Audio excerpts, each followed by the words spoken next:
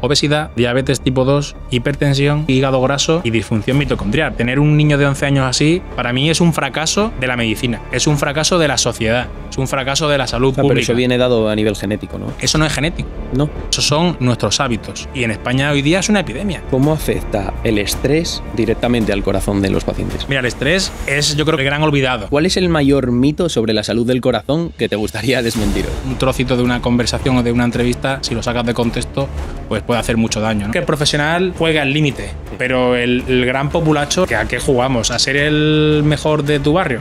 La causa principal de muerte súbita en la población por encima de los 35 años y es... Muy buenas a todos y bienvenidos a otro nuevo podcast. Hoy estamos aquí con Fran Martín. ¿Qué tal, Fran? ¿Qué tal? Muchas gracias por acogernos aquí, Fran. Y bueno, para todas esas personas que no te conocen, ¿quién es Fran Martín y a qué se dedica actualmente? Pues Fran Martín es un onubense de un pequeño pueblo de Landévalo, de Villanueva de los Castillejos, que se dedica actualmente a la medicina deportiva y más concretamente a la cardiología deportiva y también a la cardiología infantil. Tengo un pasado formativo en el que también he estudiado fisioterapia y de ahí un poco el vínculo con la medicina deportiva y también con las patologías musculoesqueléticas, pero sobre todo donde estoy centrado ahora desde estos últimos 2 años, que trabajo aquí en la Universidad Europea, es sobre todo el tema del rendimiento en atletas y el tema del rendimiento en salud, porque no nos olvidemos que al final los objetivos siempre van a ser mejorar tu condición de base y eso es igual para una persona enferma que para un atleta que quiere ir a los Juegos Olímpicos. ¿Y qué ha sido el detonante que te ha llevado a dedicarte a lo que ahora mismo te dedicas? Yo creo que mi propia historia personal. Yo desde que tengo uso de razón he hecho deporte y siempre ha sido lo que más me ha conectado con mi esencia. Pues de pequeñito jugaba a fútbol, a balonmano, probé el baloncesto y el baloncesto fue como el deporte guía que me hizo pues bueno, ser un obseso de la pelota y yo era un niño pegado a una pelota de lunes a domingo. O sea, tenía que tener bronca con mi madre porque los domingos ella iba a misa y yo no quería ir a misa, yo quería ir a jugar al baloncesto, ¿no? Entonces para mí hubo un momento en el que me creí que ir a la NBA era posible y para mí Michael Jordan fue como mi segundo padre. Vale, entrando ya en una parte un poco más técnica, digamos, ¿cuál es el mayor mito sobre la salud del corazón que te gustaría desmentir hoy?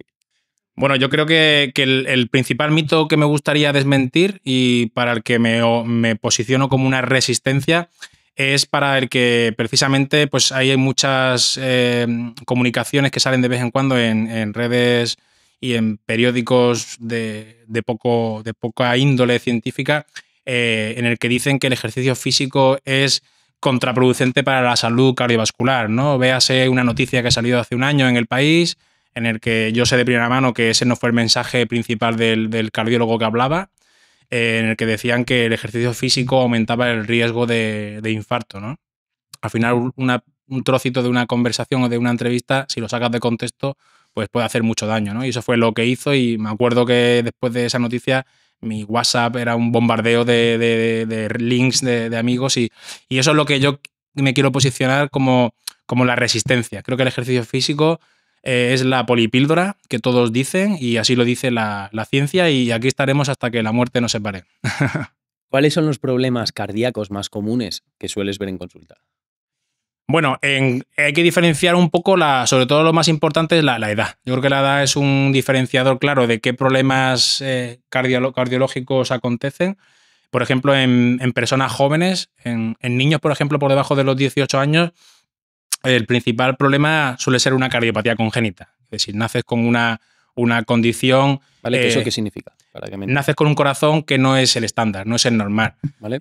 Como todos recordaremos de la ciencia básica de la ESO o del EGB, el corazón son 2 aurículas, 2 ventrículos y se conectan con unas arterias, la arteria pulmonar y la arteria aorta, y tenemos ahí también unas venas, ¿no? La vena cava, la vena cava superior e inferior y las venas pulmonares, y es un circuito que funcionan como 2 circuitos en paralelo, el circuito pulmonar y el circuito sistémico.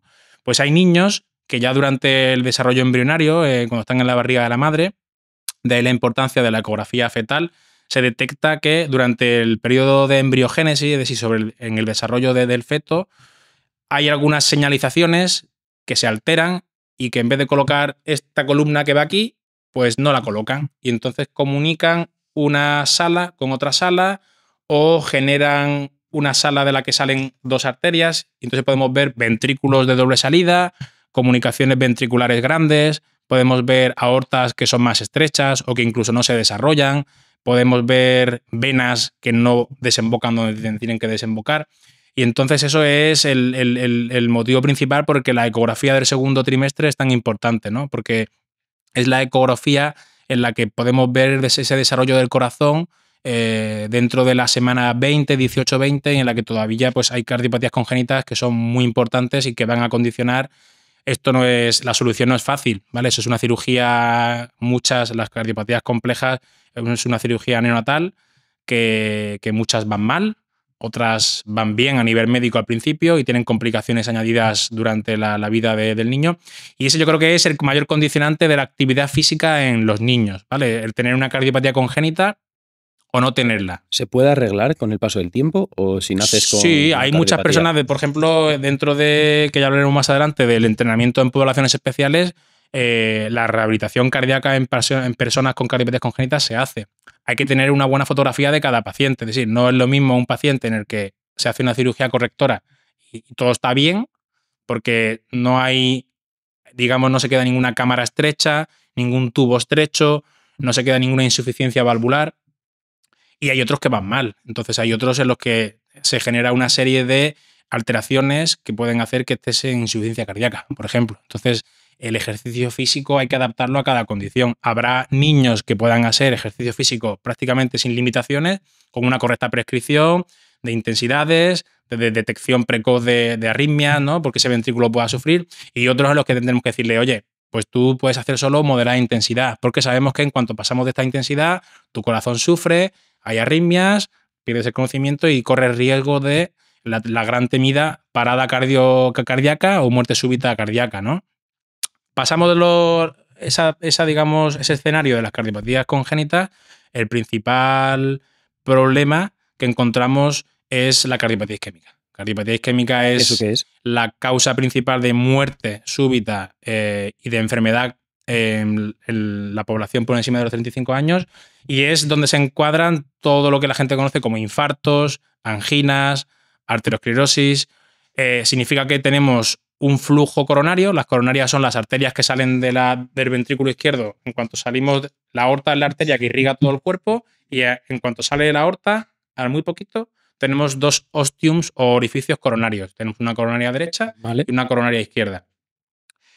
Pues el acúmulo de placa aterosclerótica en las coronarias y el hecho sobreañadido de que esas ramificaciones arteriales puedan ser insuficientes por una gran inactividad física, porque llevemos una vida muy sedentaria, por una alimentación no optimizada en la que predominan pues, los azúcares, las grasas. Sí, luego te preguntaré estrés. acerca de la nutrición. Pues esas arterias tienen placa de ateroma, que puede ser cálcica o puede ser trombótica. Al final eso significa que es una obstrucción, es una puerta de la que sale un tubo, y ese tubo tiene rugosidades en las paredes que pueden generar una obstrucción mayor o menor.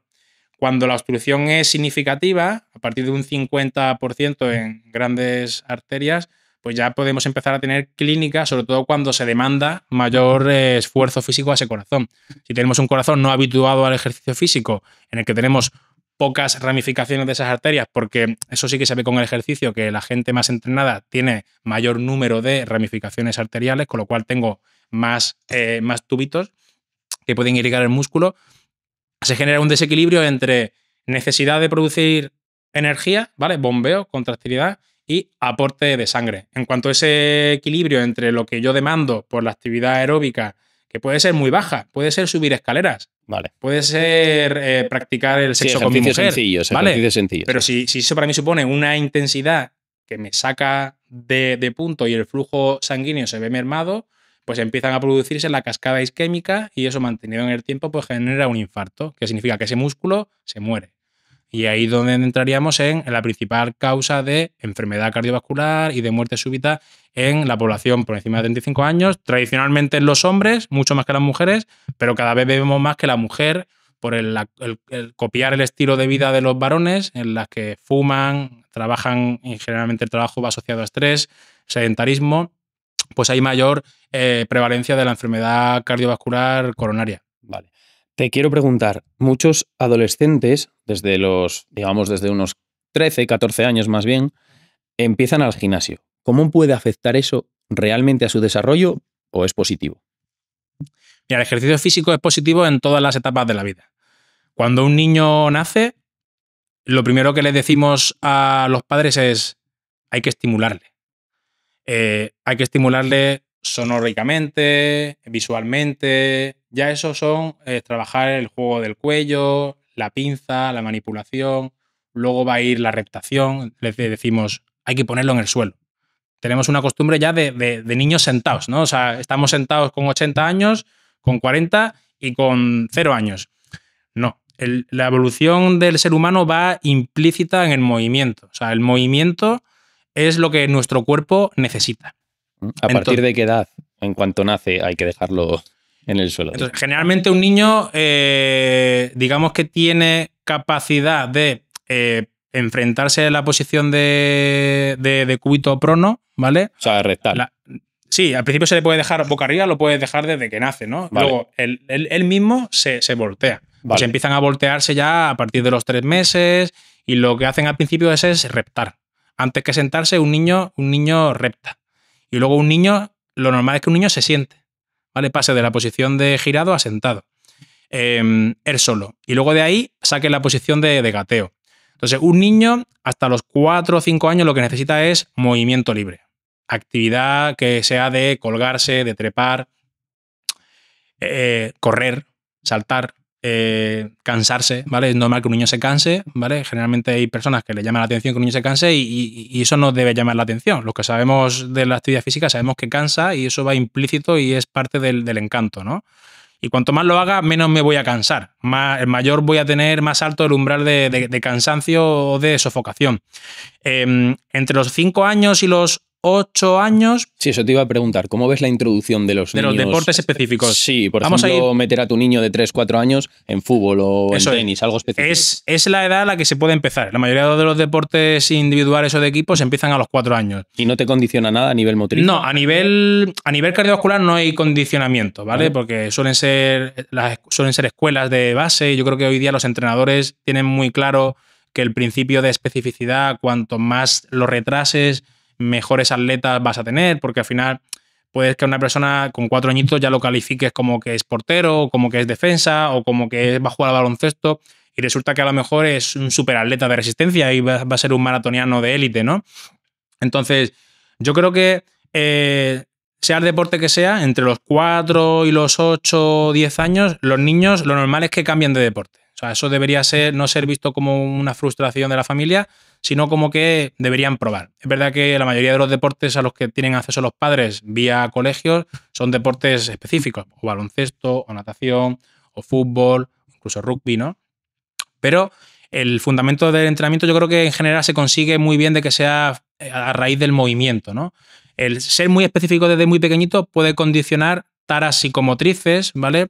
Persistencia de reflejos primitivos, que significa que podemos tener incapacidad de disociar el movimiento de la cabeza, columna y una extremidad. Como lo que me explicabas de los ciclistas, ¿no? Eso es, como lo que te explicaba de los ciclistas y el reflejo tónico cervical, ¿no? Que va un poco asociado a un reflejo que tenemos en los recién nacidos y que debe desaparecer, igual que el reflejo de Babinski y otros reflejos. De hecho, actualmente hay muchas líneas de terapia y de diagnóstico en fisioterapia que usan ese tipo de evaluaciones de reflejos primitivos para subsanar a veces una sobrecarga crónica o una lesión, o incluso para mejorar el rendimiento y ser capaz de ejecutar mayor fuerza en la zancada o en el pedaleo. El gimnasio, que me preguntabas antes. El gimnasio es una palabra que ha hecho mucho daño en general, ¿no? O sea, el levantamiento de peso a cierta edad, quiero saber si realmente te puede cambiar o perjudicar más bien en tu desarrollo. El entrenamiento de fuerza es bueno siempre, ¿vale? Entrenamiento de fuerza, como su propia definición dice, es exponer una tensión mecánica a un músculo para un movimiento que puede ser concéntrico, excéntrico o isométrico, en el que aumenta la tensión mecánica para generar más fuerza, ¿vale? Eso se hace desde que nacemos. El niño, cuando empieza a mantener control cervical, está haciendo un ejercicio de fuerza de baja carga, pero que proporcionalmente el peso de la cabeza de un recién nacido respecto a su peso corporal es una carga muy alta. Y por eso les cae. Por eso se le suele caer la cabeza, hay que tener cuidadito. Allá ya está haciendo fuerza. Entonces, ¿cuál es el error conceptual de la fuerza? Pues que el modelo de gimnasio de los años 70, modelos 80, eran o halterófilos rusos que hacían halterofilia y exponían a los niños desde edades muy precoces a cargas muy altas, sin tiempos de recuperación, sin ningún tipo de medida, en el que se vio que había una mayor incidencia de cierre de los cartílagos de crecimiento. ¿Vale? Los cartílagos de crecimiento, la gente no lo sabe, pero los huesos de un niño hasta que madura están como rotos. ¿Hasta qué edad? Tienen como eso? una pequeña línea de fractura. Pues ahí depende de cada persona. Pregúntenle a Víctor Wembanyama y a lo mejor todavía tienen alguna fisis abierta, ¿no? Porque en baloncesto se ve mucho, que hay niños que tienen una edad de crecimiento que se acaba muy tardía. Y luego hay otros atletas que a los 16 años o a los 15 están hechos, ¿no? Entonces, eso difiere un poco de las cargas genéticas y luego también el estrés mecánico a partir de un umbral de volumen y de intensidad de sobreesfuerzo, como se vio en estos atletas que eran levantadores powerlifting de niños, pues había una mayor incidencia de cierre prematuro de esa línea de crecimiento. El hueso, si yo lo pienso, el hueso crece porque está como roto en los dos polos. Yo tengo aquí el radio y el húmero, tiene una pequeña línea aquí y otra pequeña línea aquí. Y el hueso se va metiendo por dentro y va creciendo como a lo largo, ¿no?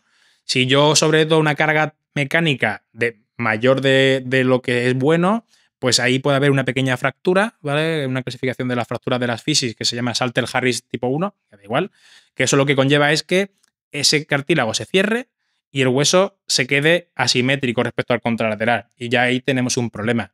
Pero con una carga adecuada, y estudios posteriores así lo aseveran, el ejercicio de resistencia, el resistance training, que se llama en inglés, que es el ejercicio de fuerza, favorece la densidad mineral ósea, ¿vale? Y eso se ha visto asociado a una menor incidencia de fracturas en los niños.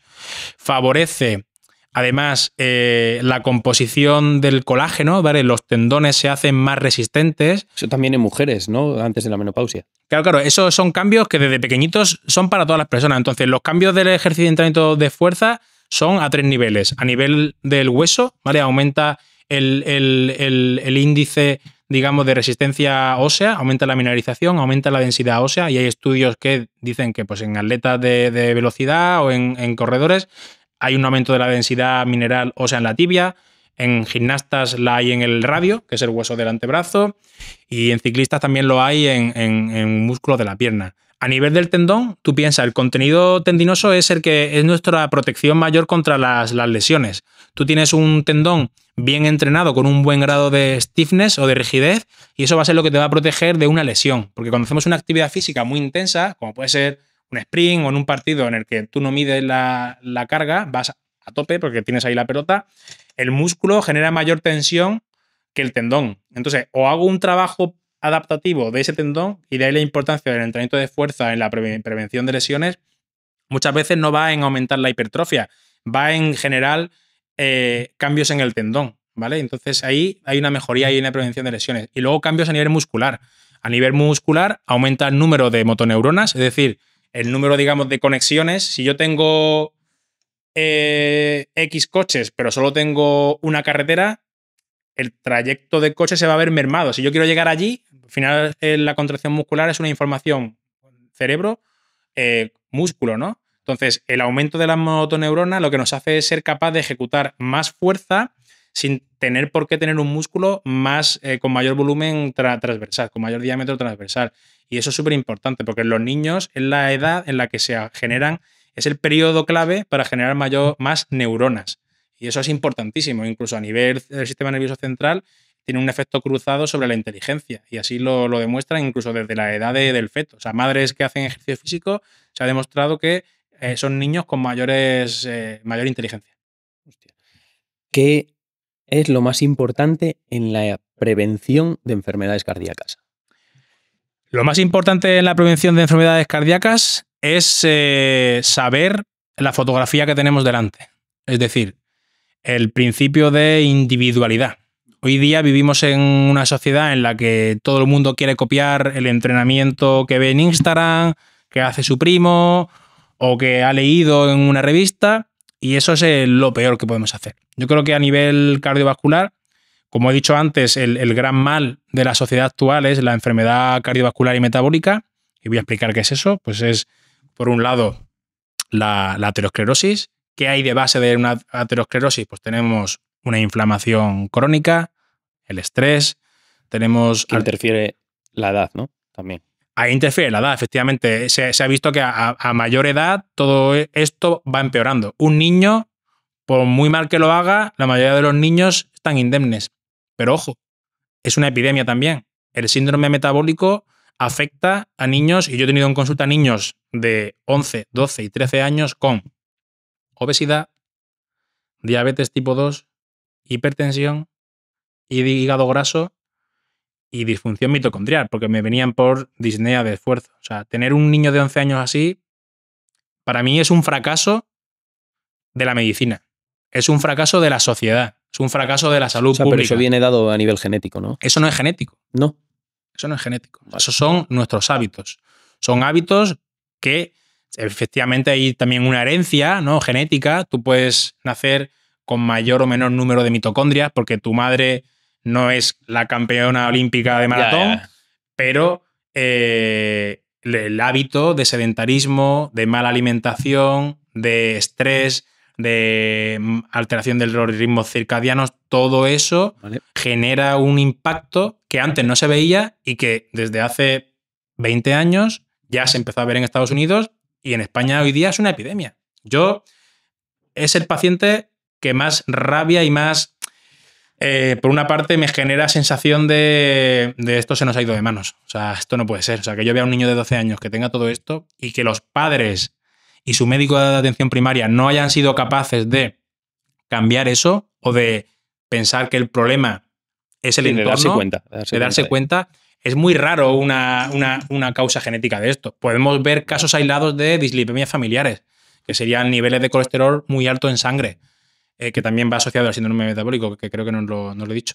Pero eso generalmente se da en niños, por lo demás, sanos. O sea, un niño delgadito que tú dices, estos niveles de colesterol no me cuadran. Entonces tiras del árbol genealógico y dices, vale, que su padre también lo tiene, su tío murió de infarto con 35 años y era futbolista, pero eso es diferente a lo que nos encontramos hoy día. Entonces, una fotografía del paciente es importantísimo. Tenemos que saber cuáles son sus historias de enfermedades previas, ¿no? Primero, la edad. Segundo, el peso, la talla, los valores de tensión arterial, ¿vale? Si es hipertenso o no, si es fumador o no, si tiene resistencia a la insulina, ¿es diabético o no? Si tiene diabetes tipo 1, que es una alteración genética, pero que también va asociada crónicamente a mayor riesgo cardiovascular. Y ahí es algo que es una tara, o sea, es un fastidio para el diabético tipo 1 que se cuida, pero le pone un poco en las tuercas para hacerlo todo súper bien. Yo tengo amigos diabéticos por encima de los 40 años que se cuidan a tope y no tienen nada de todo lo demás. Entonces, es una población especial porque los niveles de colesterol en sangre a partir de los 20 años te igualan a esa persona de alto riesgo cardiovascular, que a lo mejor fume, que haya tenido y que tenga hipertensión, que tenga dislipemia, pero cuidándote bien puedes mantener los niveles de LDL en sangre por debajo de 70.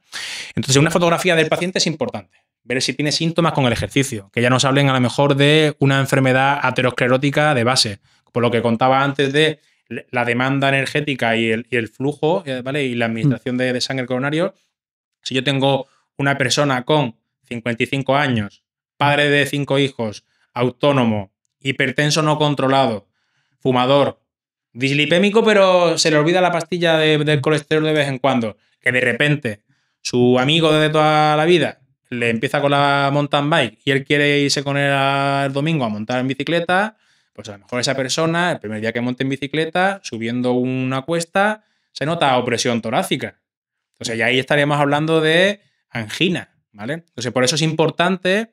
¿Y eso puede deberse a un nivel alto de colesterol? Eso se debe a que el flujo coronario está obstruido, que en reposo no le produce alteración, pero en cuanto aumenta la demanda genera una cascada de isquemia. ¿Cómo puedo ver eso? Es importantísimo, por eso es importante la consulta médico-deportiva, que es un poco lo que yo hago aquí, es como, vale, ¿qué fotografía tiene esta persona que quiere empezar un programa de ejercicio físico? Sí, ¿qué estudiarle el más contexto. podemos hacerle? ¿No? Si veo un estudio de los factores de riesgo cardiovascular, hacemos una ecografía cardíaca para ver que tiene un corazón anatómicamente normal, que todavía no tiene ninguna alteración. A veces vemos en pacientes hipertensos que el corazón ya tiene cambios. Al final, si tiene que vencer una resistencia aumentada, que al final la hipertensión no es otra cosa que te está hablando de arterias más rígidas o que pierden ¿Vale? esa capacidad de vasodilatarse, el corazón tiene que vencer mayor fuerza. Como tú querer bombear a través de un tubito pequeñito o de un tubo más grande. Ya, Te ya, va a ya te ofrecer entiendo. menos resistencia. Entonces el corazón se hipertrofia. Se hipertrofia de forma diferente a un atleta de resistencia. El atleta de resistencia tiene cavidades grandes y niveles de hipertrofia moderados o leves, y un hipertenso tiene cavidades pequeñitas y paredes muy gruesas, que Vale. además se relajan peor y son más proarrítmicos, ¿vale? Son más probables que tenga síntomas con el ejercicio, incluso aún sin estar en relación con alteración de la coronaria. ¿Eso cómo lo podemos ver? Sobre todo, y así lo dicen las guías, con una prueba de esfuerzo, que es poner a una persona en una bicicleta o en un tapiz rodante, hacer un ejercicio incremental adaptado al nivel de cada persona. No ¿Vale? vas a poner el mismo protocolo de velocidad y de incrementos a mi madre, que nunca ha A corrido. nivel de resistencia, ¿no? Claro, es una prueba de resistencia incremental. Vale. Tenemos una etapa cero en la que vamos muy suave. Por ejemplo, en ¿Vale? una bicicleta sería empezar a 50 vatios y hacer aumentos, por ejemplo, de 20 vatios cada minuto. Vale. Y vamos manteniendo una cadencia entre 60 y 90. En un protocolo en cinta podría ser el caminando, ¿vale? Como el test de Bruce o el test de Valke, que empiezan caminando pues, a 4 kilómetros por hora y se producen aumentos tanto de la velocidad de caminata y sobre todo con la pendiente. Para personas que no están acostumbradas a correr, pues lo que se usa es el juego de velocidad y pendiente para generar un impacto cardiovascular suficiente de poner a esa persona a la alta intensidad, al máximo. Vale. Máximo de su frecuencia cardíaca, máxima de su capacidad de gasto cardíaco, que significa que el gasto cardíaco es lo que nuestro cuerpo es capaz de bombear en un minuto. Sería el número de latidos por minuto por, Vale. según cada cámara cardíaca, hay gente con bombas más grandes y bombas más pequeñitas. Entonces, se trata de poner a cada persona en su máximo punto Sí. para ver a nivel Hasta que llega. eléctrico, si hay arritmias, si hay síntomas, si hay hipertensión secundaria al ejercicio. Es normal una respuesta hipertensiva al ejercicio. Es normal que haya un aumento de la frecuencia cardíaca, pero hay unos niveles de tensión arterial que ya nos hablan de respuesta hipertensiva al ejercicio. Por encima de 200, 210 en esfuerzos máximos, y según qué paciente, si la carga es muy baja, imagínate que eres una persona sedentaria que a los 100 vatios petas. Si a 100 vatios llegas 100 a... vatios, explícalo un poco, Fran, porque la gente, para que entienda un poco el contexto. 100 vatios, Sí. 100 vatios es, en bicicleta se usan potenciómetros, ¿vale? Para medir de alguna forma la energía que yo necesito con cada pedalada, ¿Vale? para llegar a esa energía. Sería como un poco la resistencia. El equivalente sería como poner pesos. Subir 2 kilos, subir a 4, subir a 6, subir a 8. Vale, sí, ir ejerciendo una resistencia. Y en carrera sería aumentar la velocidad o la pendiente, ¿vale? Y esa es la prueba gold estándar, ¿vale? Si ahí hay síntomas de opresión torácica o alteraciones de arritmias, ahí ya sería indicación de hacer o bien un estudio de imagen como un TAC de coronarias o un SPECT-TAC cardíaco o una resonancia para ver flujo coronario. E incluso también se usa la ecografía cardíaca posesfuerzo y durante el esfuerzo. Y vemos si durante el esfuerzo hay alteraciones de la contractilidad de alguna pared cardíaca. Por eso que hablábamos, si la arteria coronaria que irriga la pared anterior del ventrículo, si el flujo está obstruido, yo voy a ver durante la ecografía en esfuerzo que esa pared se mueve peor. Y entonces ya me está diciendo que ese paciente tiene ahí una alteración del flujo coronario. Siguiente punto. Coronaria. Un estudio coronario. Entonces ya ahí se ve irrigando un contraste, paciente ingresado, anestesiado, se mete un contraste y ahí ya los cardiólogos que se dedican a la coronaria ven que hay una obstrucción, ponen un cacharrito, un stent y se vuelve a reperfundir y ya entraríamos en un paciente que ha sufrido un evento coronario y entraríamos en lo que se llama la rehabilitación cardíaca, que luego hablaremos. Quiero preguntarte, ¿cómo afecta el estrés directamente al corazón de los pacientes? Pues mira, el estrés es, yo creo que el gran olvidado, ¿no? Porque yo creo que hoy día ya la gente tiene es muy consciente de la importancia del tabaco, la importancia del alcohol, ¿vale? De regular el consumo del alcohol, incluso la importancia del ejercicio, cada vez más la importancia del movimiento fuera parte del ejercicio, ¿no? La actividad física derivada no del ejercicio, sino del día a día, el NEAT o NEAT. La gente cada vez más, yo creo que es consciente de la importancia del sueño, pero nadie piensa en el estrés. ¿Por qué? Porque somos víctimas del estrés. Vivimos en una sociedad marcada por el rendimiento económico, por el rendimiento en general, ¿no? Yo soy padre de familia y cuantas más cosas sea capaz de hacer en un día, más triunfo, ¿no? Entonces, Más útil eres. más útil soy. Pues si puedo ir al trabajo, entrenar al salir del trabajo, hacer una publicación de redes sociales divulgativa, rellenar parte de un artículo que estoy leyendo, luego ir a por los niños. Entre medias voy al Mercadona o a donde sea a comprar la compra de la comida. Luego vuelvo a casa. Mi mujer se baja con los niños mientras yo hago la colada y coloco la bolsa de la compra. Luego hacemos la comida, dormimos a los niños, me llama Menganito. Estamos continuamente sin parar. Yo creo que el estrés genera una activación continua de ir acelerado, que se llama activación del sistema nervioso simpático, ¿vale? Para aquellos que no lo sepan, el sistema nervioso simpático es una parte del yin y el yang que tenemos, ¿no? Nuestro cuerpo, que es una máquina perfecta, tiene un sistema nervioso que se llama sistema nervioso autónomo, que es diferente al sistema nervioso central y periférico, ¿no? El sistema nervioso central está vinculado con las funciones cognitivas, voluntarias, ¿no? De pienso esto, hago esto, ejecuta una acción y la ejecuta el sistema nervioso periférico, ¿no? El músculo. El sistema nervioso autónomo es el que se encarga de las funciones básicas, como el latir, el respirar, el hacer la digestión, el regular la producción de hormonas según en qué momento del día, de ahí la importancia de los ritmos circadianos. Y cuando estamos continuamente acelerados, tenemos una hiperactivación del sistema nervioso simpático. Catecolaminas, adrenalina, cortisol. Eso nos hace que haya una serie de alteraciones cardiovasculares, ¿vale? Como de sobreentrenamiento, de fatiga cardíaca, ¿Vale? que también se produce a nivel central, de hiperactivación de esa tensión arterial que hablábamos, lo que está dando el sistema nervioso simpático, lo que hace es aumentar la presión arterial. Entonces esas paredes arteriales están ya sufriendo de forma mantenida, porque es diferente el ejercicio físico, que puede ser 1 hora, 2 horas, 3 horas, conlleva una sobrecarga del sistema nervioso autónomo, del simpático, ¿vale? Porque aumenta la frecuencia cardíaca, aumenta la tensión arterial, pero la respuesta que tiene el cuerpo la demanda del cuerpo es aumentar el flujo muscular. Entonces hay una vasodilatación de las arterias musculares. Aunque haya un aumento de la tensión de las paredes de esa arteria, porque el corazón late más fuerte, pero hay una vasodilatación. Entonces, esas arterias, que es un estrés controlado. Es un estrés controlado. Claro. Cuando estamos en un estrés crónico, ¿vale? Sí. El cuerpo está adaptado para un estrés puntual. Peligro, o tengo que conseguir aquello, lo hago, pero luego tengo que bajar. Y de hecho, vemos con el ejercicio que luego, después de una prueba de esfuerzo, la tensión arterial baja.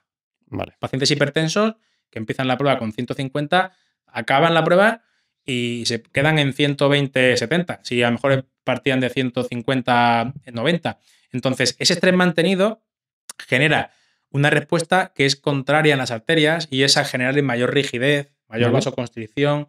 Nuestro cuerpo tiene que estar más sobrecargado de forma mantenida y eso a nivel cardíaco es contraproducente y es la base, sobre todo, de la hipertensión arterial. ¿Vale? El paciente, por eso encontramos gente hipertensa sin otros factores de riesgo cardiovascular, sin colesterol en sangre, sin sobrepeso, incluso deportistas. Yo veo mucha hipertensión enmascarada en deportistas, que lo hacen todo muy bien, pero ¿qué pasa? No son capaces de frenar. Hay que encontrar el freno.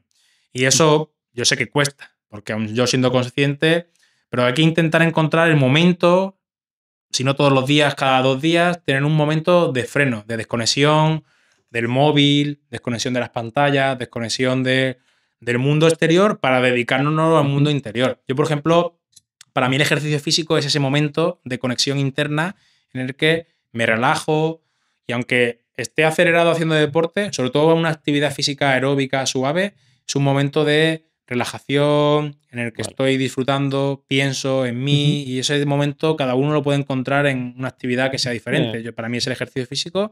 Cada uno para otra persona puede ser una lectura, puede ser un paseo, puede ser ir a un teatro, puede ser ir al cine, pero es importante esa desconexión. Hacer actividades que te supongan un off, una desconexión. Hilándolo con esto, ¿qué alimentos no recomendarías a esas personas que tienen problemas de corazón? Mira, yo creo que sobre la alimentación, todas las personas deberían tener unos mismos pilares. O sea, la alimentación cardiosaludable es la misma cardiosaludable para el atleta de resistencia, para el atleta de velocidad, para la persona sedentaria que no hace ejercicio físico y para la persona que era sedentaria y que empieza un programa de actividad física. ¿Por qué digo esto? Y es porque la evidencia científica es clara al respecto. Tenemos que hacer una serie de cambios dietéticos todos, empezando por la sociedad. Pero es un problema porque generamos conflicto con la industria alimentaria. Entonces, tenemos que ser conscientes, igual que con el estrés, de que tú no te sometas a lo que el supermercado coloca en el sitio, lo que la publicidad te coloca en su sitio, lo que los colegios muchas veces colocan en su sitio, porque en el colegio ponen... Sí, alimentos con etiquetas que tienen 1000 nutrientes. Habría el punto número 1, yo creo que todos tenemos que tener en cuenta, es que en el día a día hay que eliminar los ultraprocesados. O sea, eso es algo que no debería estar. Yo siempre le digo a mis pacientes que hay que comprar como si fueras al mercado, no al supermercado. El concepto de mercado, yo que soy una persona de pueblo, pues es ir al panadero por una parte, al frutero, al pescadero y al de la carnicería. Y punto. O sea, la comida se hace con una base de verduras, con una base de legumbres, con un acompañamiento proteico que puede ser carne o pescado. Vale. En este aspecto hay que priorizar los pescados, ¿vale? Sobre todo aquellos con alto contenido de grasas insaturadas. Sí, alimentos reales. Sí, ese es el punto 1.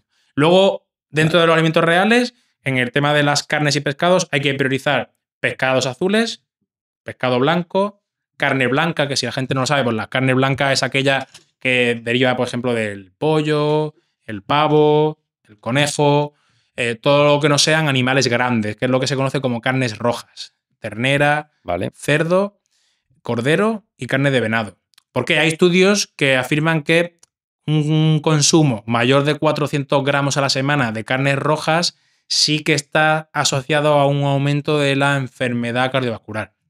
Luego esto es lo que... O sea, la carne roja puede aumentar la enfermedad. La carne roja puede aumentar. Es cierto que, como todo, únicamente la carne roja, si todo lo demás lo hago bien y en vez de consumir 400 gramos consumo 600, no pasa nada. O sea, te quiero decir que hay que darle un sentido a las cosas, ¿no? Y un contexto. No es lo mismo vivir en un pueblo en el que hay una gran industria interna de carne de cerdo. Yo, por ejemplo, soy de Huelva, entonces allí consumir cerdo tradicionalmente es lo que hemos estado acostumbrados generación tras generación. Entonces eso también hay que darle un sentido evolutivo, vale, y hay que contextualizarlo, ¿vale? Entonces, porque luego me dices tú que es mejor una carne blanca de piscifactoría, o sea, un pescado de piscifactoría, o una carne blanca de una pollería en la que los pollos están alimentados con ultraprocesados y no han hecho ejercicio y que están con mucha infiltración grasa. Sí, que están explotados. Pues a lo mejor es mejor una carne de vaca criada con pastos naturales. Entonces ahí yo creo que no me metería dándole más importancia de la que tiene. Y luego, por supuesto, rica en frutas y verduras. Vale. Al menos 5 piezas, ¿vale? Al día. Al día. Entendiéndose por piezas una cantidad que oscila entre los 80 gramos y 120 gramos de fruta o verdura. Según qué tipo de fruta, podemos encontrar en redes sociales, si lo buscas, en gramos de una ración de tomates o de tal. Y vienen muy, muy estandarizados. Y luego, que es un alimento muy saludable que hay que incorporar, yo creo que casi que a diario, los frutos secos. Vale. Se ha visto que 30 gramos de frutos secos... Aunque sean muy calóricos. Claro. Al final hay que ver, no podemos dar mensajes binarios. O sea, 30 gramos de frutos secos en población X, enfrentando dos mismas poblaciones, 30 gramos de frutos secos al día generan un beneficio cardiovascular. ¿Por qué? Porque los frutos secos es un alimento rico en ácidos grasos omega 3, poliinsaturados, vale, son muy saciantes, te van a hacer comer menos probablemente a lo largo del día y los efectos que puedan tener, por ejemplo, sobre el peso van a venir implícitos por la disminución calórica. Ahora, vale, si estoy consumiendo los frutos secos añadido a lo que ya como, a lo mejor tengo un problema de saciedad, ¿vale? Quiero preguntarte, ¿el café a nivel cardiovascular? Veo muchos estudios que dicen, no, si tomas 3 cafés al día, bien, si pasas de 3, está mal porque puede generar distintas patologías. Mira, ¿Qué hay real? El café hay que diferenciarlo de la cafeína, ¿vale? ¿Vale? La cafeína es una sustancia... ¿Es la misma cafeína la que tiene el café que un Red Bull? Sí, es la ¿Sí? misma cafeína. La cafeína es la misma cafeína que tiene el Red Bull o que tiene un suplemento ergogénico que toma un deportista. O sea, la diferencia son los azúcares. La diferencia son... No, la diferencia es que el café viene de una planta natural que Vale. tiene antioxidantes. Polifenoles y otras sustancias que se ha visto que tienen un efecto antioxidante Vale. que favorece la salud cardiovascular. Y hay publicaciones que enfrentan poblaciones y se ha visto que disminuye el riesgo de arritmias, incluso de fibrilación auricular, que es una enfermedad de la aurícula izquierda en la que se generan reentradas fibrosas, en las que hay hiperactivaciones de la aurícula y generan taquicardias, ¿vale?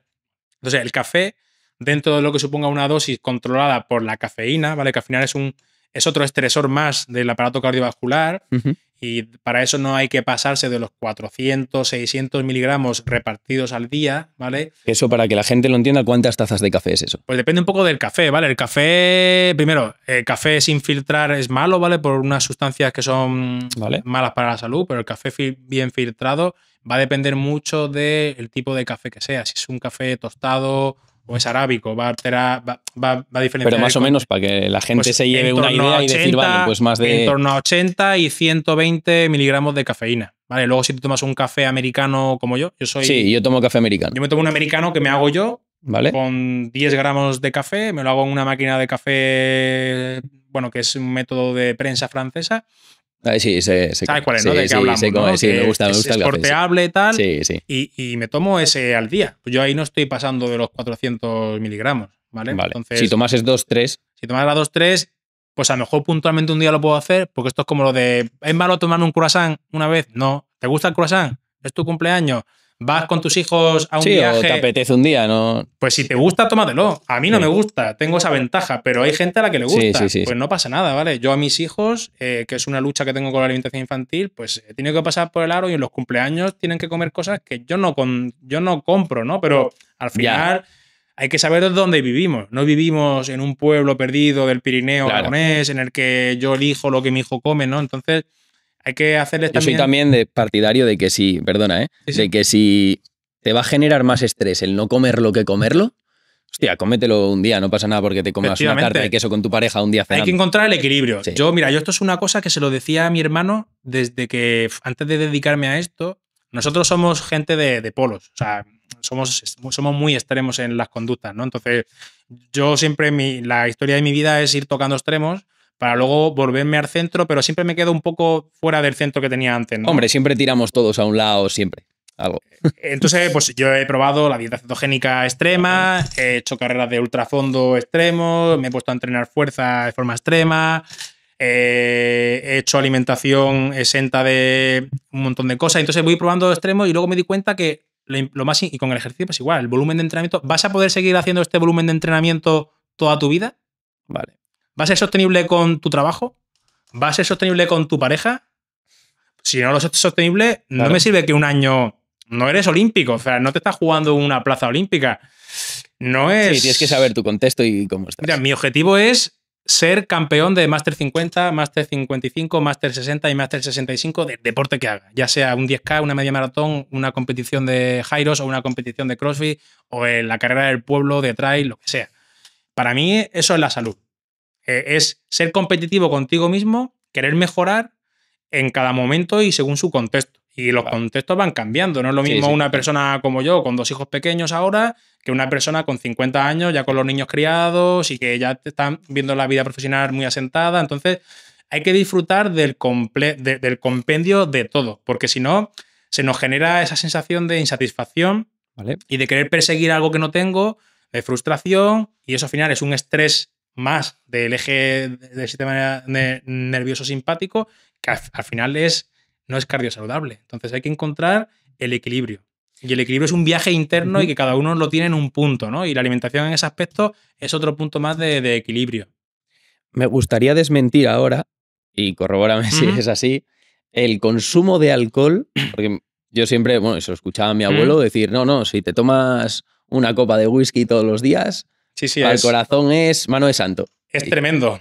¿Es real esto? Es tremendo. Pues mira, dentro del mundo de la cardiología hay publicaciones 1000 que hablan de que el consumo de alcohol, sobre todo asociado a los nitritos del vino, ¿Vale?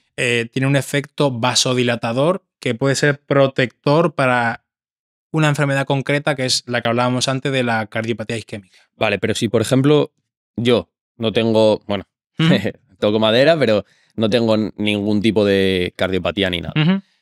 ¿Me convendría también, por ejemplo, tomarme una copa de vino al día? Voy a continuar. Eso, por un lado, hay muchas publicaciones que apoyan eso. Hay otras publicaciones que lo desmienten. Claro, Lo que sí se ha visto claramente, y soy un claro detractor de esa frase afirmativa de que el alcohol es protector cardiovascular, ¿vale? Le estamos dando vueltas a una cosa que es absurda. O sea, ¿cuántos alimentos vasodilatadores conoces tan potentes como el vino? Mira, yo conozco la remolacha, conozco la zanahoria, conozco la granada. Entonces, ¿por qué tenemos que vender las bondades de la uva? Come uva.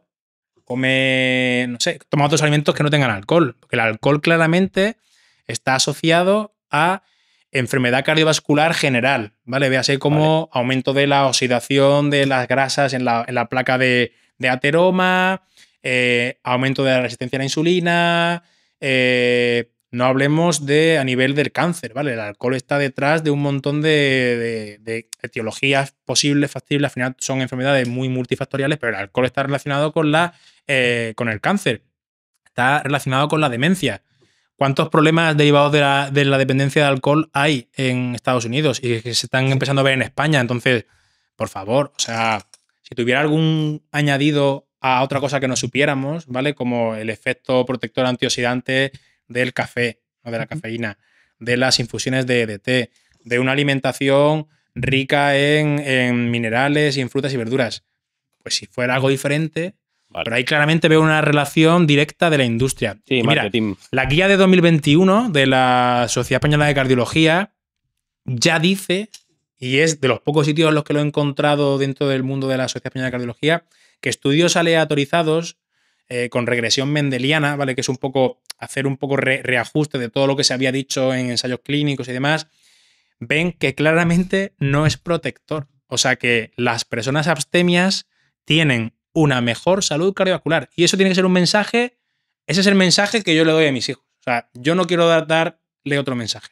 Él va a decidir consumir alcohol o no consumirlo. Probablemente tenga una edad en la que lo consuma, como lo hemos hecho todos.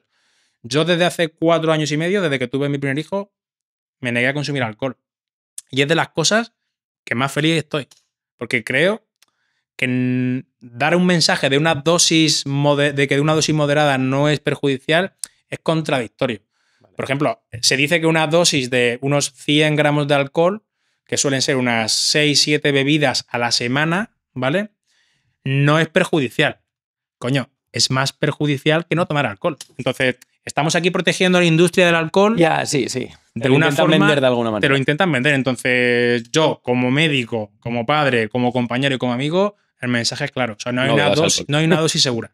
¿Vale? Entonces, pues eso si la salud pública hiciera esto mismo con el alcohol, con el azúcar y con los ultraprocesados, la gente no haría elecciones tan erróneas. Si fuera más barato comprar un plátano y una manzana que comprar una hamburguesa o un foquito o una, yo qué sé, pues la gente claramente comería fruta. Si el alcohol tuviera un impuesto añadido, como hay en otros países, igual que las bebidas más llamadas energéticas o hiper azucaradas, pues nadie las compraría. Claro. ¿Qué es lo que pasa? Yo trabajo en un hospital. La alimentación de los pacientes ingresados está todo a base de ultraprocesados. Porque hay un negocio claro de la industria con sociedades sanitarias y a nivel político. Entonces, que una bandeja de un desayuno para un niño ingresado sea un paquete de galletas, las más conocidas mundialmente, un vaso de leche con su sobrecito de cacao con azúcar y luego una tarrinita de mermelada y de mantequilla, pues apaga y vámonos. Estamos dando un mensaje contradictorio 24/7. Y eso, pues bueno, mientras yo tenga uso de razón, voy a ser la resistencia de ese mensaje. Me gustaría tocar ahora deportes de alto rendimiento, Ujú, como pueden llegar a ser tanto el CrossFit como, por ejemplo, realizar un Ironman. ujú. Mm, ¿Lo puede realizar todo el mundo o si lo realizas a partir de cierta edad te puede traer ciertas consecuencias? Mira, aquí vemos el mismo problema que hablábamos antes de qué fotografía tienes, ¿no? O sea, el problema que tenemos hoy día es la inmediatez. O sea, la gente quiere pasar de ser sedentario, de no tener ningún backup deportivo, a de repente, porque su Hacer un vecino Ironman. ha corrido una maratón o ha hecho un triatlón de larga resistencia como un Ironman, quiere hacer un Ironman. O se apunta al box de su barrio de CrossFit, que Menganito se ha puesto súper fuerte haciendo CrossFit. Entonces lo ves en un tiempo. Hablamos lo mismo que de los niños. La adaptación a las cargas es súper importante. A cualquier edad. Efectivamente, a una persona de 45 años no se le van a cerrar las fisis de crecimiento. Pero a lo mejor, si tiene una enfermedad aterosclerótica de base, le va a suponer la alta intensidad, que es la que puede hacer un WOD de CrossFit, le puede suponer una angina de pecho. A lo mejor no. Si tenemos una fotografía de cada persona, podemos hacerle un diseño o un plan a medida a medio y largo plazo. A corto plazo es el movimiento, es empezar. O sea, tú quieres hacer un Ironman, vale. De momento empieza a correr, empieza a montar en bici, empieza a hacer entrenamiento de fuerza, trabaja la movilidad, empieza a tener autoaprendizaje de lo que es la percepción subjetiva de esfuerzo. Un Ironman estamos hablando que los que ganan la hacen en 8 o 9 horas. La mayoría de la gente hace 10, 12, 14, 15, 16 horas. Estamos locos. O sea, ¿cómo encuadramos una correcta planificación de una carrera de ultrafondo en un esquema de vida en el que eres padre de familia, trabajas mínimo 8 o 10 horas al día, tienes que llevar una casa para adelante? Vas Sí, a sí, que seguir haciendo. no es compatible. O sea, no eres un profesional que te dedicas a Entonces, ello. plantéate empezar y ya veremos si eres capaz de hacer un Ironman. El deporte de resistencia, los años, el volumen acumulado año tras año. ¿Por qué Pogačar es Pogačar? Pues porque lleva haciendo un alto volumen de entrenamiento, aparte que tenga unas condiciones aparte y tenga un buen equipo que le asesora. Esa gente hace unos volúmenes de entrenamiento que están por encima de las posibilidades de cualquier persona que no sea un profesional. Y luego cualquier profesional tampoco llega, porque a nivel mental, el sacrificio que te supone hacer volúmenes de entrenamiento de más de 10, 12 horas a la semana para cualquier persona que trabaje de forma paralela al deporte es prácticamente insostenible en el tiempo. Y vuelvo a lo de antes. Sí, se malinterpreta este tipo de ¿De qué te sirve acabar un Ironman si luego vas a dejar el deporte? Ya. Porque o te has lesionado, has tenido una lesión del tendón de Aquiles o de la inserción de los isquiotibiales, o has acabado tan estresado por llegar al volumen de entrenamiento que tu entrenador te puso que mandas todo a viento. Y pues eso no, para mí eso no es el mensaje que hay que mandar.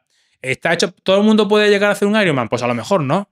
Pero ¿qué importa, no? Se empieza a hacer carreras más cortitas, triatlón corto, una carrera de media distancia de carrera, una media maratón, apúntate a una de bicicleta Paso a paso. paso a paso, y luego con el tiempo iremos viendo si podrás hacer una carrera de Ironman o no. O sea, yo creo que no podemos depender de que el éxito sea acabar una maratón como sea. El como sea a mí no me sirve. ¿Por qué? Porque desvincula lo que es el ejercicio físico de la salud y, si me apuras, del rendimiento. Hilándolo con esto, Fran, y un tema que está ahora muy de moda en nuestra sociedad es las diferencias a nivel físico entre hombres y mujeres. Y tú estás todo el día haciendo test Sí. y pruebas. Vale, ¿realmente crees que tanto el hombre como la mujer pueden llegar a competir en una misma disciplina? ¿O realmente, por lo que sea, por fibras más rápidas o no, hay mayor ventaja en un género que en otro, digamos, de alguna manera? Al respecto a eso, claramente la ciencia apoya que hay diferencias entre hombres y mujeres, igual que lo hay entre niñas y niños, ¿no? En general, los varones tienen mayor masa muscular, ¿vale? Y la masa muscular es la que te hace ser capaz de generar un mayor consumo de oxígeno, que al final es suministrarle más energía al músculo y, por tanto, ser capaz de ejecutar mayor energía de movimiento, ¿no? Mayores vatios, más velocidad o levantar más peso, ¿no? Sobre todo, A nivel de la composición corporal, está claro, los hombres tienen mayor masa muscular y eso independientemente del porcentaje de fibras rápidas y lentas, si tú tienes el mismo porcentaje de fibras rápidas, pero sobre un volumen en gramos de masa muscular menor, pues evidentemente mujeres como Marion Jones tenían fibra rápida, no hay duda, pero comparándola con Usain Bolt, pues el volumen muscular, la longitud del músculo, la densidad de colágeno de los tendones es diferente. Y a nivel cardíaco es igual. Los varones tienen cavidades cardíacas más grandes, espesores un poquito mayores de grosor. Al final es un músculo que también se hipertrofia. Vale. Yo tengo un corazón más grande y con paredes un poquito más gordas, soy capaz de ejecutar mayores gastos cardíacos. Por eso el consumo más máximo de oxígeno es diferente en un varón que en una mujer. Ahora bien, en deportes de ultra resistencia, en los que la parte mental empieza a jugar un papel importante, se ha visto y ya hay publicado y hay resultados en carreras de... Bueno, yo he hecho carreras de trail. Hay una carrera en el norte de Europa que se hace en condiciones climatológicas de frío extremo y de más de 24 horas, que no sé cuántos años la lleva ganando una mujer. Y claro, ahí la capacidad de sufrimiento, de inhibir el dolor, las mujeres, y eso evolutivamente están diseñadas un poco mejor que los hombres, están diseñadas para parir. Entonces, el parto es un momento muy crítico, ¿no? Entonces, yo creo que evolutivamente la evolución dotó a la mujer de una mejor capacidad del sufrimiento Sí, aguantan mucho y del más el estrés dolor que nosotros, mantenido sin y duda. aguantan más el dolor. Sí, sin duda. Y eso en carreras de resistencia, de mucha resistencia y en condiciones extremas, es un plus para ellas. Y ya hay datos de que hay carreras en las que gana la mujer antes que el hombre y probablemente sea la única competición en la que enfrentes a dos sexos y la primera sea una mujer. Vale. ¿Dónde trazas la línea en atletas profesionales en el uso del dopaje? Es un tema importante y que es cambiante, ¿no? O sea, creo que al final, cuando nuestro único objetivo es el rendimiento, pues es fácil caer en la tentación, ¿no? En la tentación de buscar el camino fácil. Las personas lo ven también, o sea, una persona que tiene un estilo de vida deficiente y que quiere mejorar su salud, en general, prefiere tomar una pastilla para bajarle el colesterol, prefiere tomar una pastilla que le aumente la saciedad, como los análogos del GLP-1 o las estatinas para el colesterol, prefiere tomar un antihipertensivo que cambiar su estilo de vida. Entonces, en el deporte pasa igual. Ahí partimos de la base de que el estilo de vida, en general, en todos está optimizado. Entonces, tomar una sustancia anabolizante, hacer microtransfusiones de eritropoyetina. Claro, es algo en el que los médicos del deporte que se dedican más al mundo profesional, pues puedo entender que en un momento inicial, ¿vale?, cruzaran la barrera porque lo que buscas es el rendimiento. En el momento en el que eso es una obsesión, en mi O sea, punto... ¿tú crees que todo el deporte profesional al final te exige una mayor demanda de... Claro, el deporte profesional va implícito a buscar... Digamos que no es sano. No es sano. El deporte profesional va implícito a buscar siempre los límites. Hay estrategias que están permitidas, que antes eran dopaje y ahora no. Como la cafeína, ¿vale? El salbutamol ahora está permitida según una dosis que es terapéutica o no. La hipoxia intermitente es una ayuda ergogénica permitida. Ahora, ¿está disponible para todas las personas? Pues igual no. El tener un nutricionista del mismo nivel de conocimiento y las herramientas de ayudas ergogénicas, pues véase el poder tomar creatina, hidroxibutirato, la beta-alanina, el bicarbonato sódico, son ayudas ergogénicas permitidas, pero ¿qué diferencia hay entre una sustancia dopante y una sustancia ergogénica, ¿no? Porque también puede tener efectos adversos. En principio, el principio por el que se rige la Sociedad Española de Medicina Deportiva y las europeas y las mundiales es la salud del deportista, ¿vale? A partir de una cantidad determinada, pues hay riesgo de alteraciones hormonales, del crecimiento, incluso cancerígenas con los anabolizantes, a nivel de arritmias cuando nos pasamos de la dosis de cafeína o de estimulantes, en la eritropoyetina que te aumente el hematocrito por encima de X valor y que eso sea protrombótico. Pero con sustancias como el bicarbonato, pues también hay molestias digestivas. En un momento dado pues puedes tener una deshidratación por unos vómitos o una diarrea. Creo que al final es ir buscando, vale, si es una complicación a corto plazo que no te compite más allá, lo permitimos, pero si es algo que puede ser potencialmente más dañino o incluso que no esté accesible para todo el mundo, pues lo ponemos como sustancia dopante. O sea, yo conozco gente que dice, permitámoslo todo para que así no haya más enmascaramiento y veamos realmente, pues bueno, yo creo que no es la actitud que hay que tomar. Yo creo que el deporte no tenemos por qué ver cada vez el Tour de Francia corren más rápido. Yeah. Yo creo que ahí de base, pues, efectivamente, hay cosas como turbias, ¿no? Que efectivamente lo ha habido históricamente y yo creo que el deporte profesional a los niveles que está va a estar y seguirá ligado con el dopaje. Con la línea roja. Mira, hace poco en un curso que hice en Zaragoza de la Sociedad Española de Medicina Deportiva dieron datos de microdosis de eritropoyetina incautadas al año en España. ¿Qué es eso? La EPO, ¿vale? Es una hormona que se produce en la glándula suprarrenal y que estimula la producción de glóbulos rojos. Vale. Es una sustancia permitida en pacientes con indicación médica, con insuficiencia renal, para evitar la anemia y que eso... Eso es lo mismo que subirte a un alto y luego competir abajo. Claro, ¿no? eso lo conseguimos con la hipoxia, tanto normovárica como hiperbárica, con lo de train high, sleep down, ¿no? Sleep low.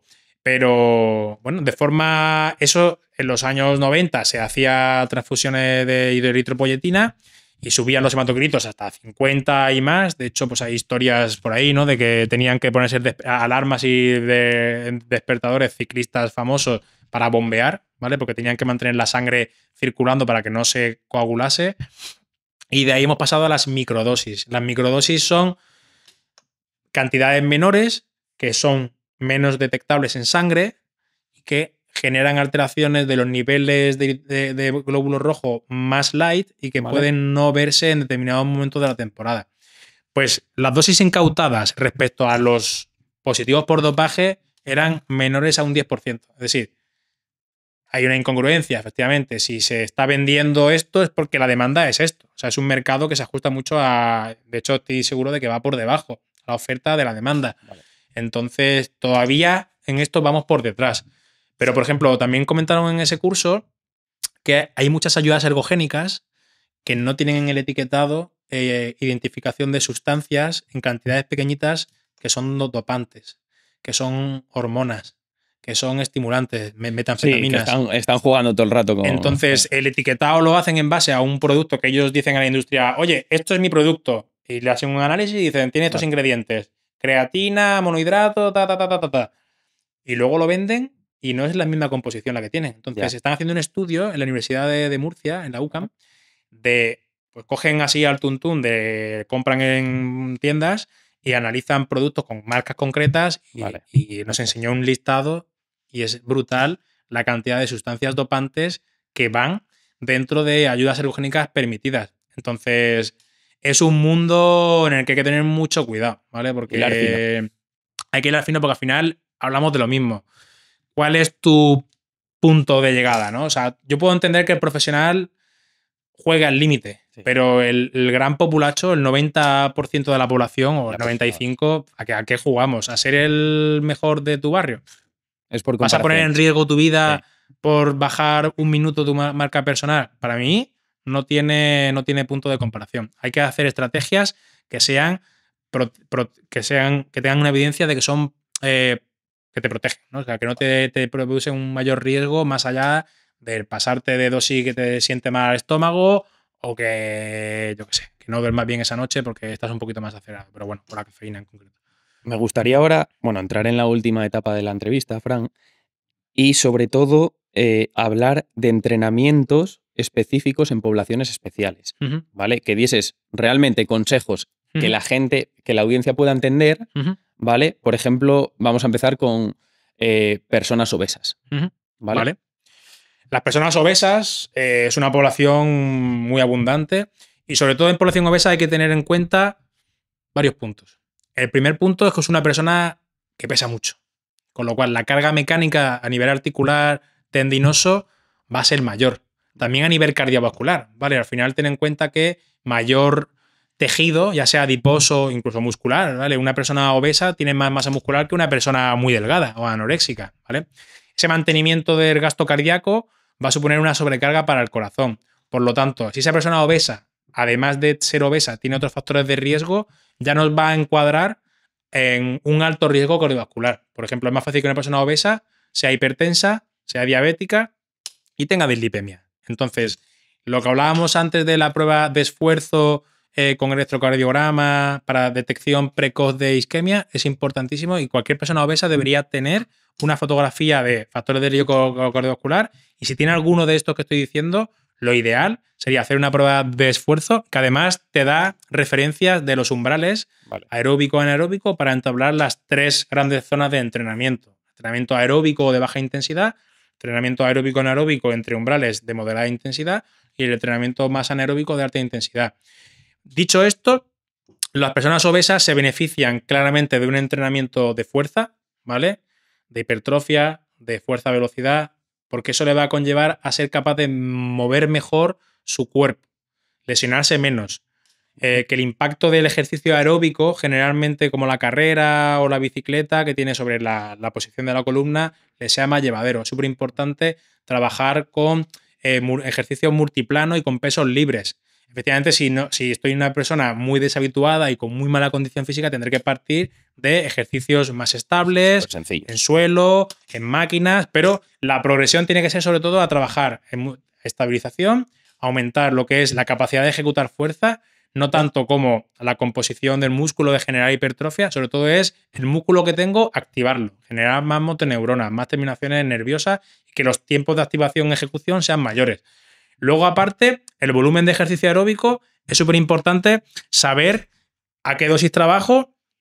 En la persona que pueda trabajar la alta intensidad es una población muy bonita, ¿vale? Para trabajar con la metodología HIIT, la metodología High Intensity Interval Training, porque con menores volúmenes de ejercicio aeróbico vamos a conseguir más, ¿vale? Sobre el perfil de sensibilidad a la insulina, vamos a mejorar el consumo calórico porque el gasto calórico después de un entrenamiento de alta intensidad se mantiene alto durante horas.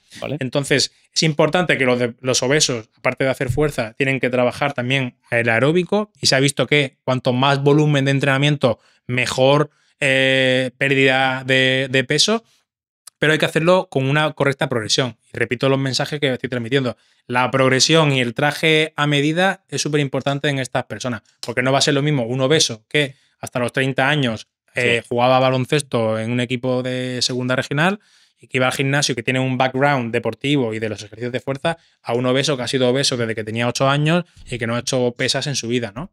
Pero ambos pueden llegar al mismo nivel, ¿no? Y esos son los 2 pilares fundamentales del ejercicio. Aumentar el volumen aeróbico, empezar a trabajar la fuerza, desde más sencillo a más complejo, trabajar sobre todo la estabilidad, la coordinación, para ser capaz de cada vez hacer mayor volumen de ejercicio aeróbico. Y por supuesto que un obeso puede llegar a correr una maratón. Ahora, ¿es adecuado que la corra en el primer año que está empezando el ejercicio? Claramente no. Poco a poco. Vale, en niños. En niños un poco... sobre todo para que los padres puedan llegar a comprender más que para el niño que no nos va a escuchar. En los niños sobre todo hay que tener en cuenta de que la parte que hablamos del largo plazo es súper importante. Los niños no hay que machacarles, ¿vale? Hay que hacerles ver que el ejercicio pues es algo, como yo le digo a mis hijos, bueno, no se lo digo porque de momento no me ha hecho falta, pero es algo que es innegociable. En esta casa se hace ejercicio, en esta casa se mueve. Una vez dicho eso, ¿qué ejercicio hace tu hijo? ¿Es un ejercicio de predominio aeróbico, más de velocidad?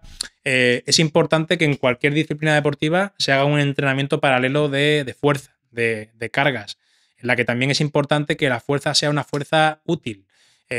Para eso el trabajo con pesos libres y trabajos también multiplanares como en la obesidad es importante para generar mayor estabilidad, para que el gesto deportivo se haga con mayor eficacia y eficiencia mecánica, es decir, para ejecutar esta velocidad o esta potencia de fuerza, mi cuerpo necesite menos energía y me hago más eficiente.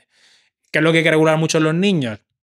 Las cargas. En este caso, el trabajo de pesos no debería ser una prioridad, sino hay que subir con muchos pesos, diferente que seas un powerlifting en potencia, que con 10 años ya te guste el levantamiento olímpico y que quieras, ahí hay que jugar un poquitín más con las cargas, con los tiempos, pero aún así en esa población hay que tener mucho cuidado porque si no la incidencia de dolor lumbar o de lesiones lumbares puede ser mayor. En el resto de deportistas, pues no olvidar la importancia del entrenamiento de fuerza, que tu hijo no se va a quedar más pequeño ni va a dejar de crecer porque haga fuerza, que sobre todo es importante que trabaje fuerza-velocidad, ejercicios de potencia, pliometría y con ejercicios que complementen un poco al deporte. Es decir, si yo nado, estoy trabajando sin gravedad. Pues se recomienda mucho que esos niños hagan algún otro tipo de actividad con mayor carga de impacto mecánico, porque eso tiene un efecto positivo, al igual que en ciclistas, sobre el remodelado óseo del hueso y sobre la composición de los tendones. Y eso va a asegurarle mayor longevidad deportiva y mayor salud, ¿no?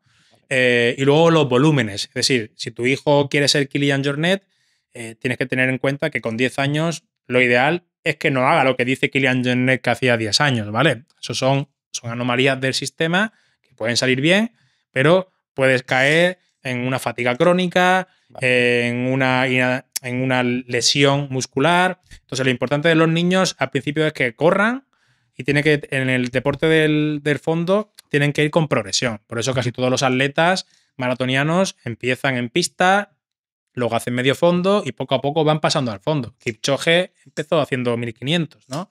Entonces, esa es la progresión. ¿Por qué? Porque si no, si empiezo ya haciendo altos volúmenes de intensidad, altos volúmenes a baja intensidad de ejercicio, estoy sobrecargando mecánicamente estructuras que a lo mejor no están preparadas y mi techo me lo pongo ya de inicio muy bajito. El techo, como puede ser el consumo máximo de oxígeno, las fibras rápidas, que son las que más cuesta mantener y crear, hay una etapa en la infancia en la que es más fácil dotar a tu cuerpo de esa fibra rápida, de esa chispa, de esa técnica y de no quemarte, ¿no? Porque al final los niños, no olvidemos, son niños y tienen que tener tiempo para ir a los cumpleaños, para ir al colegio, Sí, para hacer vida, para hacer sentirse vida. niños, efectivamente. Sí, hacer vida.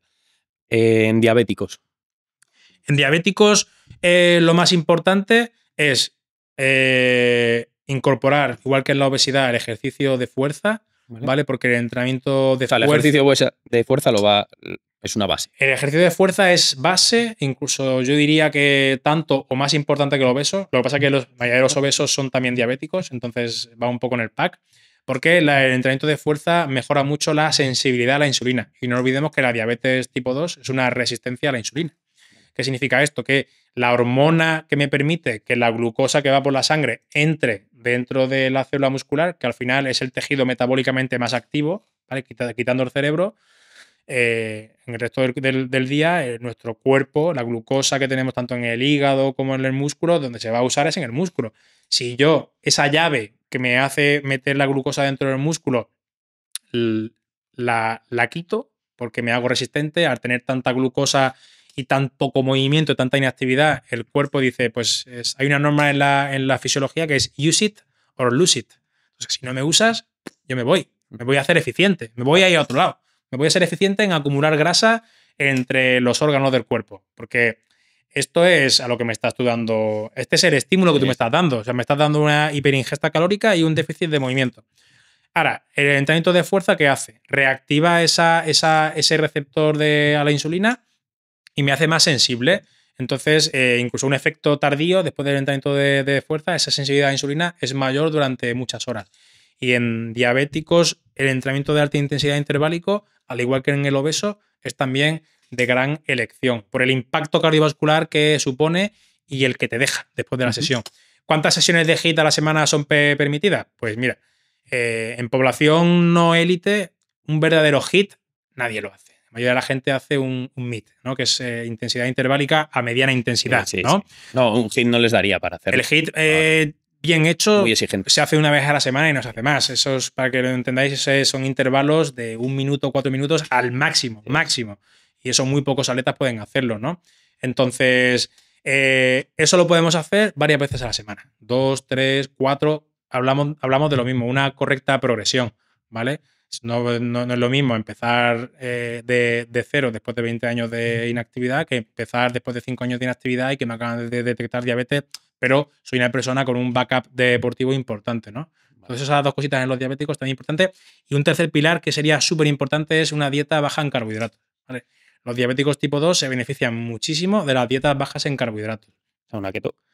Una keto sería el extremo, ¿vale? Y una low carb sería lo ideal para estos pacientes. Yo lo que recomiendo es periodizar la ingesta de carbohidratos para el momento post-entrenamiento, que es cuando más sensibilidad tenemos a la insulina y cuando vamos a rellenar esos depósitos de glucógeno que nos van a permitir mantener la actividad futura. Eso es, proteína y eso es, la ingesta rica en proteína y sobre todo en carbohidratos, acoplar la masa al post-entrenamiento.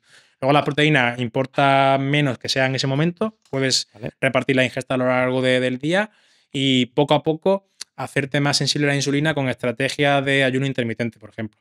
Sabiendo que el día que hagas alta intensidad, si no estás muy adaptado, te es rentable a lo mejor hacer una pequeña precarga de carbohidratos al principio, hasta que eres capaz de hacer alta intensidad. Porque sí, lo que sí que está claramente demostrado es que la intensidad es muy dependiente de tu glucógeno. Si estás de vacío de glucógeno hepático y muscular, pues por muy adaptado que estés, vas a ser el mejor. Si quieres mejorar el rendimiento, tienes que meter. Vas a ser el mejor de los trotones, pero no vas a ser capaz de mover los vatios o de generar la velocidad que tu máximo, en teoría, te dice que deberías, ¿no? Entonces, los beneficios de llevarte a ese techo no los vas a tener, porque no vas a ser capaz de llegar. Vale, Fran, para que la gente te conozca, me gustaría entrar en una parte un poco más reflexiva y saber cuál es tu rutina diaria. Mi rutina diaria. Fran en su día a día, sí. Bueno, pues Fran, en mi día a día, ahora mismo compagino mi trabajo de médico deportivo aquí con el hospital. ¿Vale? Y lo que yo me levanto todos los días, siempre yo necesito saber cuándo voy a entrenar. O sea, tengo un esquema mental de, según el día, si voy a entrenar a la primera hora. O sea, no entrenas todos los días a la misma hora. No entreno todos los días a la misma hora. Vale. Sí que sería ideal tenerlo como más planificado, pero no me lo permite mi actividad profesional. Entonces, yo voy siempre con una maleta de ropa deportiva en el coche. Y según dónde me toque trabajar y con qué horario tengamos a los clientes, pues entreno a primera hora de la mañana o a mediodía, ¿vale? Muy pocas veces entreno por la tarde porque es como el momento que tengo para disfrutar de la familia, aunque algunas veces, si no he podido entrenar durante el día, pues me bajo un kit de kettlebell, balones medicinales y comba y me bajo a la urba con los niños y entreno con ellos allí jugando y me lo paso como el que más, ¿no? Entonces, según un poco el momento del día, hago entrenamiento de baja intensidad extensivo o de alta intensidad. Hilando un poco con lo de antes, pues yo que hago ayuno intermitente en el día a día, ¿vale? Hago ayuno de 18, 16, 20, depende un poco de a qué hora cene. Suelo cenar prontito con mis hijos a las 8:30, 9 y suelo comer pues en torno a la 1 o 3, depende de si... Igual que yo, lo mismo. Entonces, si puedo entrenar a primera hora de la mañana, pues hago un entrenamiento de alta intensidad con todas las de la ley, ¿no? Si ese día, por lo que sea, no puedo entrenar a primera hora y no he podido comer a la 1, pues hago un entrenamiento más de baja intensidad, extensivo, enfocado más a la flexibilidad metabólica, oxidación de grasas y demás. ¿Vale? Si puedo comer a la 1, en 2 horas o a la hora, hago un entrenamiento el que toque. Puedo hacer fuerza, puedo hacer HIIT, lo que sea. Que tampoco... Porque también soy fan de entrenar con el estómago lleno, ¿vale? Y eso hay un autor que me encanta, que es Aitor Biribay, que tiene un blog que se llama Glut for Science y habla mucho del entrenamiento del aparato digestivo para justo darle a tu cuerpo el feedback de aumentar el número de transportadores de glucosa en el enterocito. Luego, al final, vemos claramente que el rendimiento está asociado a una carga de carbohidratos cada vez más alta, ¿no? Se empezó a decir que 60, luego 90 y ya estamos por 120 gramos de carbohidratos a la hora. Vale. Entonces, si no tienes entrenado el aparato digestivo, luego nos ponemos en la línea de salida de una ultramaratón, queremos comer 90 carbohidratos a la hora, hemos entrenado siempre en ayunas y sin dar carga digestiva. ¿Y qué es lo que nos pasa? Que nos duele la tripa, tengo diarrea, tengo vómitos y eso yo lo he experimentado. Vale. Entonces, sí, porque no estás adaptado. Claro, entonces hay que también ser un poquitín, que la comida no te... Yo un poco de lo que me gusta es que la comida no me suponga tanto condicionante del entrenamiento más que la alta intensidad. Cuando hago un ayuno de más de 16, 18 horas, lo puedo notar en la intensidad, que yo mismo noto que yo no me noto síntomas de depresión de glucógeno deplecionado, pero sí que veo que la potencia que desarrollo es menor. Entonces, al final lo que te hace fuerte, lo que te hace mejorar es exponerte a esos vatios cada vez mayores, a esa velocidad cada vez mayor. Entonces hay que dejar de tener dogmas estáticos y decir, oye, el ayuno sí, pero hay situaciones en las que se ha visto que ayunar es contraproducente y esto no pasa nada. Es como lo que hablamos de tomarte el croissant si te gusta, o la tarta de chocolate, o la cerveza si te gusta. ¿Qué hobbies tiene Fran? Pues hobbies tengo el baloncesto. El baloncesto me gusta mucho, hace muchos años que lo dejé de lado y recientemente, gracias aquí en la Universidad Europea, pues he contactado de nuevo con gente que organiza pachangas. Me he planteado como objetivo No dejar el deporte de resistencia porque es donde creo que se me da mejor, pero el baloncesto es donde me siento, conecto con mi Frank de 12 años que salía con la equipación de Hakeem Olajuwon y un Spalding bajo el brazo. Entonces ese es el hobby que más me gustaría retomar. Por aparte de eso, pues la lectura y... ¿Qué libros le recomendarías a la gente? En un nivel base, ¿eh? Pues mira, a un nivel base hay dos divulgadores a los que me gustaría parecerme en un futuro, que son Borja Bandera, que tiene un libro que se llama Que tus hábitos sean tu medicina, que me gusta mucho, de hecho yo se lo regalé a mi madre. Y aparte de ese libro le regalé otro libro del doctor José Avellán, que es cardiólogo en Murcia, Vale. que tiene un libro que se llama lo que tu corazón espera de ti.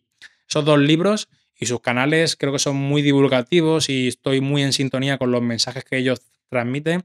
Y me gustaría en un futuro poder hacer un trabajo más en la línea de lo que ellos hacen, de divulgación semanal o diaria, y espero que pueda hacerlo. Luego, en un segundo grado de complejidad, hay un autor que me gusta mucho que se llama Peter Attia, que tiene un libro que en español se llama Sin Límites, que habla de la medicina 1.0, 2.0 y 3.0 y es un concepto que me fascina.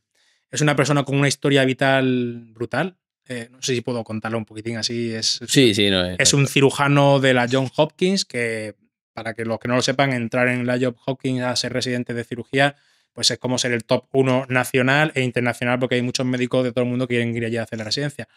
Un cerebro.